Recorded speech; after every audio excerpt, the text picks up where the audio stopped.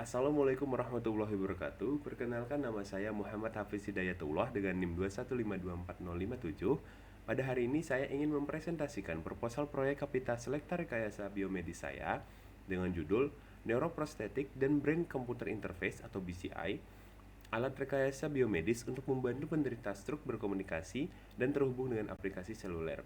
Baik, untuk pertama-tama kita langsung masuk pada bagian introduction terlebih dahulu.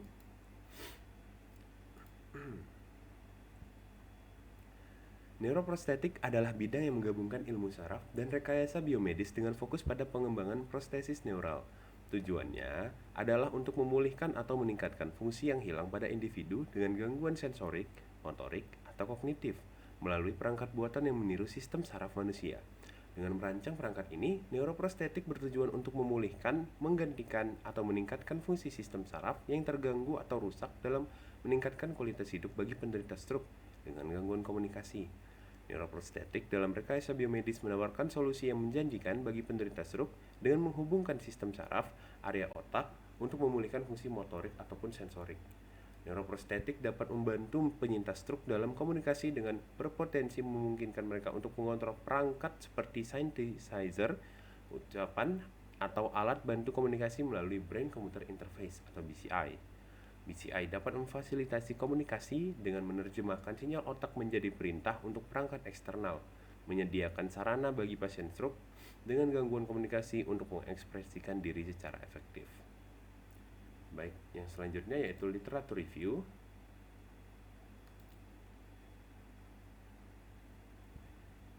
Pada proposal ini, literatur review yang diambil itu terdapat dari banyak jurnal. Salah satu pembahasannya yaitu tentang Brain Computer Interface yang ditemukan oleh Jacques G. Vidal yang memperkenalkan konsep BCI pada akhir 1960-an. Jacques G. Vidal melakukan penelitian inovatif tentang komunikasi otak langsung, meletakkan dasar bagi pengembangan BCI. Pekerjaan Vidal menandai awal dari perjalanan yang telah melihat BCI berevolusi dari sistem berbasis EEG biasa ke antarmuka canggih yang memungkinkan komunikasi otak ke perangkat langsung. Selanjutnya yaitu proposed solution.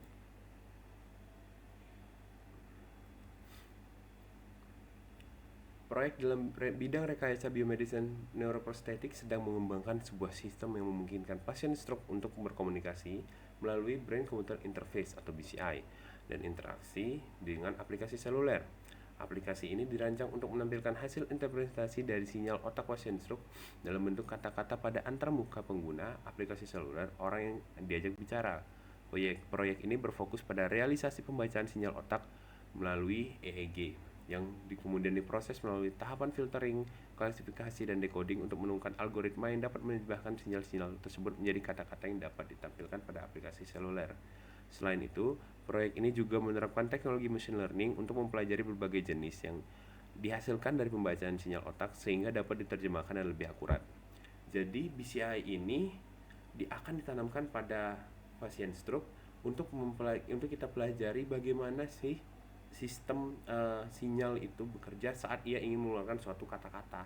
Lalu itu dipelajari dengan machine learning, dan hasil dari pembelajaran tadi itu, contoh saya ingin mengatakan aku, maka sinyal itu akan diambil dari beberapa orang dan ditrain agar bisa digunakan sebagai patokan untuk menampilkan tulisan aku pada aplikasi seluler yang akan digunakan oleh lawan bicara dari penderita stroke tadi. Baik, selanjutnya yaitu metodologi. Metode penelitian dan algoritma pengumpulan data. Proyek ini memanfaatkan EEG untuk melakukan akuisisi sinyal otak non-invasif yang dapat menangkap aktivitas listrik dari kulit kepala. Fungsional Near Infrared Spectroscopy (FNIRS) diterapkan untuk mengukur perubahan aliran darah otak serta mengumpulkan data variasi aktivitas otak selama subjek berbicara.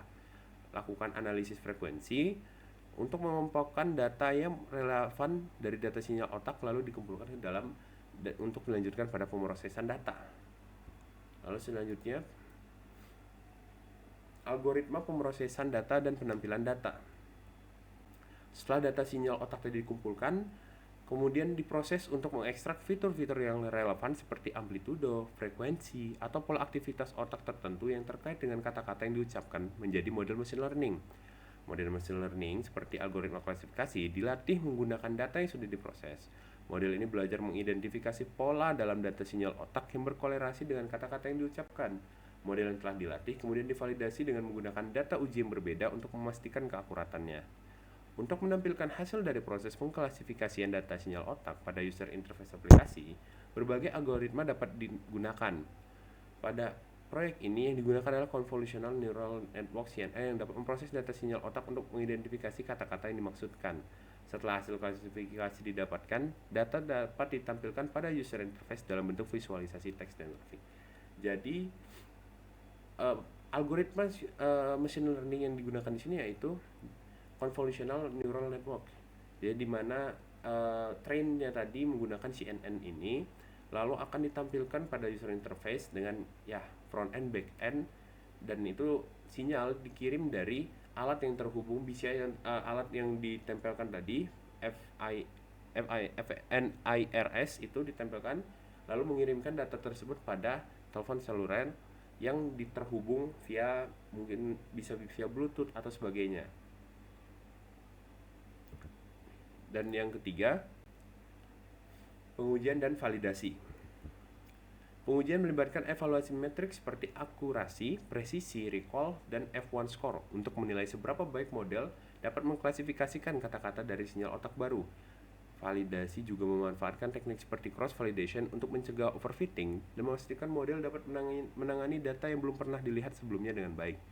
Jadi di sini akan diuji serta divalidasi apakah pembacaan tadi dan hasil keluaran itu sudah sesuai dengan yang memang ingin dikatakan oleh pasien tersebut ataukah itu belum. Maka itu akan dilatih terus, diuji dan divalidasi hingga menemukan error yang sangat kecil agar bisa dipergunakan. Selanjutnya ini adalah milestones dan timeline dari proyek ini, di mana proyek akan dimulai pada 3 Juni 2024 dan finish di 21 Juni mohon maaf, ini ada kesalahan. Di sini finish pada 21 Oktober 2024. Selanjutnya yaitu anticipated outcomes.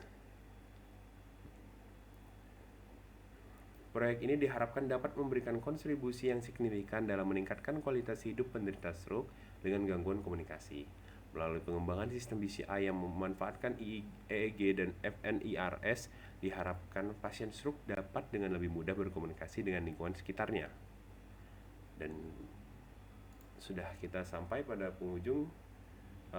Sebelum itu budget and resources terlebih dahulu, namun di sini hanya akan menampilkan secara garis besar di mana tools and materials-nya serta harganya, worker-nya dengan harganya, dan juga rekapitulasi keseluruhannya.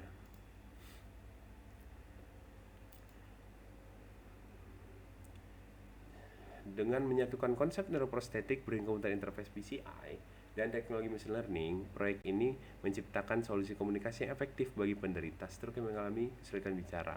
Melalui aplikasi seluler yang terhubung dengan BCI, pasien stroke dapat dengan mudah mengekspresikan pikiran dan kebutuhan mereka, meningkatkan kualitas hidup mereka, dan memfasilitasi interaksi sosial yang lebih baik. Harapannya juga, kedepannya penelitian di masa depan adalah mengembangkan teknologi BCI yang lebih canggih dan mudah diakses secara luas, sehingga memberikan bantuan yang lebih efektif bagi penderita stroke dalam berkomunikasi dan berinteraksi dengan dunia sekitar mereka. Sekian, wabillahi taufiq wal hidayah. Wassalamualaikum warahmatullahi wabarakatuh.